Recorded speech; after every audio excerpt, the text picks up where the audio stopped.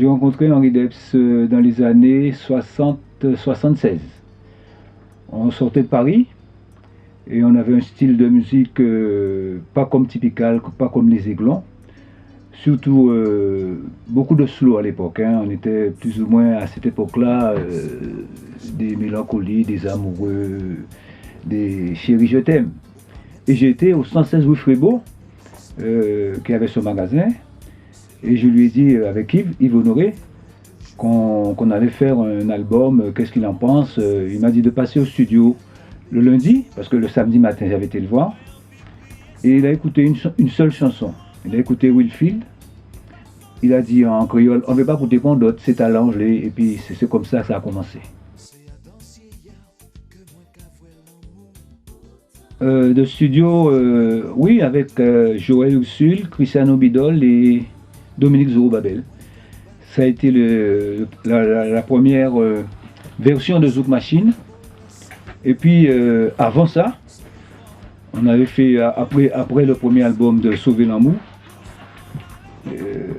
arrivé à faire le deuxième album, Henri me dit il a écouté les chansons, il m'a dit ça va pas. Hein. Après Sauver l'amour, on n'a pas la chanson qu'il faut pour pouvoir garder le cap. Je lui ai dit écoute Henri, je viens demain avec la chanson, mais j'avais pas de chanson. Hein. Je viens demain avec la chanson et puis le lendemain, à 15h, justement à 3h, à 15h de l'après-midi, on attaque la chanson. Dominique Zorobabel qui me dit non, j'ai pas du tout envie de chanter cette chanson-là. La musique dans la peau, quand ça y est, monsieur Bobo, hein, ouais, c'est pas bon.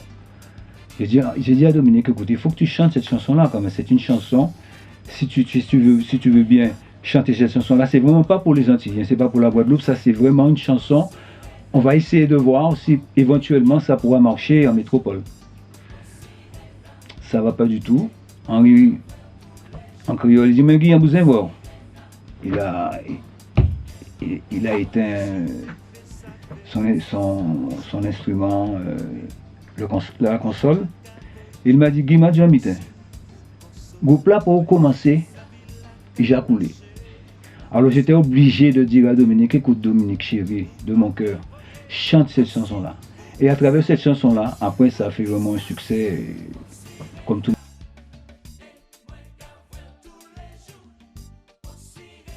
Oui, malgré les difficultés, maintenant les vinyles, ça se vend plus, les CD, maintenant, notre jeunesse à nous, ils n'ont pas le réflexe de pouvoir aller acheter des CD. Hein.